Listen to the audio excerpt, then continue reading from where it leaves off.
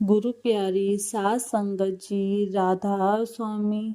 आज मैं आपको जो कहानी सुनाने जा रही हूँ, कृपया ध्यान से सुने।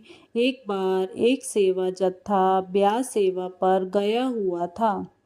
जब वह 4 दिन के बाद सेवा करके वापस आ रहे थे तो पूरा जत्था 5 नंबर गेट पर पैदल जा रहा था।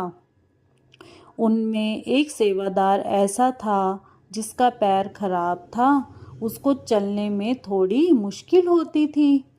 उसके पास जो पहिए वाला बैग था जिसमें उसका सामान था, उसका भी एक पहिया टूटा हुआ था जो बार बार घूम जाता था। वह एक कदम चलता और फिर अपने बैग को ठीक करता। ऐसे करते करते उसके साथ का पूरा जत्था आगे निकल गया था, वह पीछे रह गया था। किसी साथी ने भी उसकी कोई मदद नहीं की। ना जाने कहां से घूमते हुए बाबा जी की गाड़ी उधर से आ रही थी। बाबा जी ने जैसे ही उस सेवादार को परेशान होते देखा तो बाबा जी ने ड्राइवर से बोला, भाई गाड़ी रोको और उस सेवादार को जहाँ पर जाना है वहाँ छोड़ दो, मैं यहाँ से पैदल ही चला जाऊँगा। ड्राइवर ने गाड़ी रोकी। बाबा जी नीचे उतरे और उस भाई को राधा स्वामी की और उसका हाल चाल पूछा। बाबा जी को देखकर उसकी आंखों से खुशी के आंसू आ गए कि बाबा जी जाते जाते आपके दर्शन करके मैं बहुत खुश हूँ। उसका बैग बाबा जी ने उठाकर खुद गाड़ी में रखा और उस सेवादार को गाड़ी में बिठाया और खुद पैदल चले गए। सेवादार सोचता रहा, जब मेरा कोई साथी मेरी मदद करने नहीं आया तो सद्गुरु को मेरी मदद करने के लिए आना पड़ा। जब वह गाड़ी पर 5 नंबर गेट पर पहुंचा तो सभी सेवादार देखकर हैरान हो गए कि भाई तू तो बाबा जी की गाड़ी में कैसे आ गया। तब सेवादार ने बताया कि मेरे बैग का पहिया टूट गया था जिसके कारण मुझे बहुत मुश्किल हो रही थी।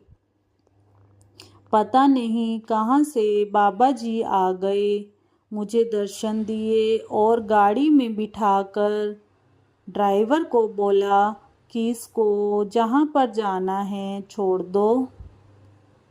बाबा जी अपने बच्चों को परेशान नहीं देख सकते, उनके दुख दूर करने पहुंच जाते हैं क्योंकि वह जानी जान है, सबके बारे में जानते हैं। तभी वहाँ खड़े एक सेवादार ने यह वाक्य सुनाया, एक दिन मैं भजन से उठा तो बहुत रोना आया।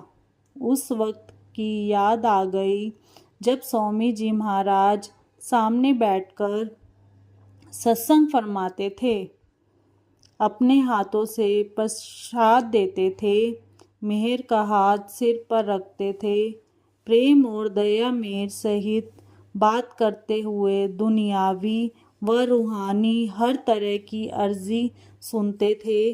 उनकी याद में हृदय में कुछ ऐसी तड़प पैदा हुई कि आंसू थमते ही नहीं थे।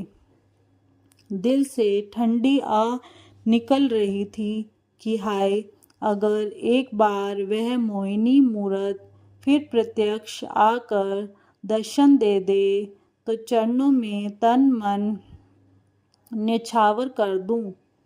ठीक से याद नहीं कि रोते रोते मैं सो गया था या जाग रहा था, परंतु क्या देखता हूँ कि स्वामी जी महाराज साक्षात सामने खड़े हैं। उन्होंने फरमाया, क्यों घबराता है, मैं कहीं तुझसे दूर नहीं हूँ। अगर इतना प्यार और विरह है तो ब्यास चला आ। मैंने अपना बोरिया बिस्तर बांधा और ब्यास चल पड़ा। जब डेरे में पहुंचा तो सत्संग शुरू हो रहा था। क्या देखता हूँ कि हजूर स्वामी जी महाराज तख्त पर बैठे सत्संग फरमा रहे हैं।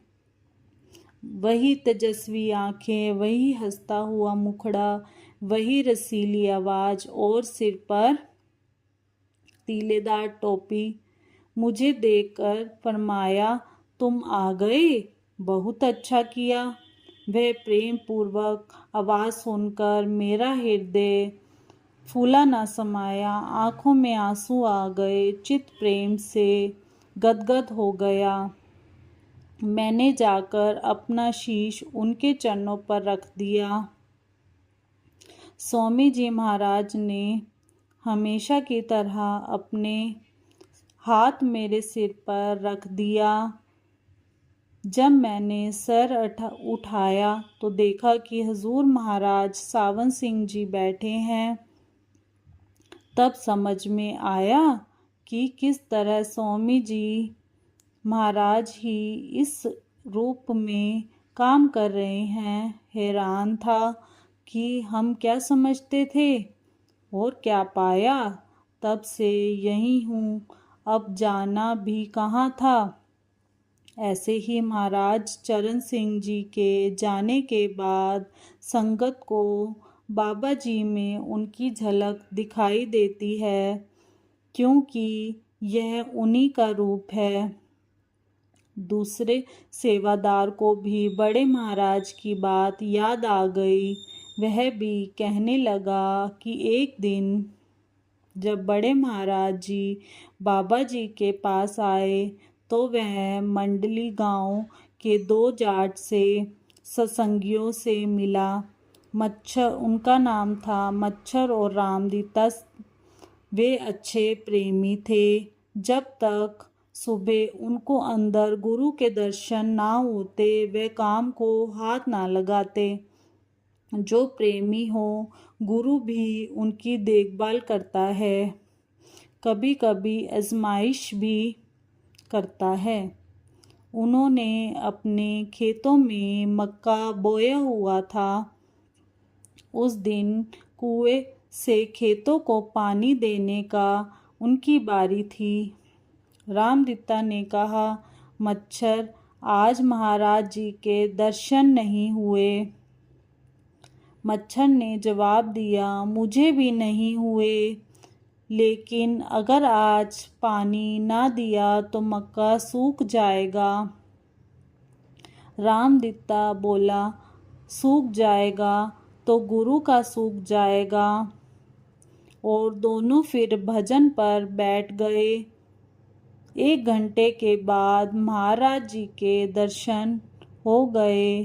तब उठकर रहट चलाई और पानी दिया। मक्का पहले से भी 2.5 गुना हुआ। सतगुरु हमेशा शिष्य के अंग संग होते हैं और हर बात में मदद करते हैं।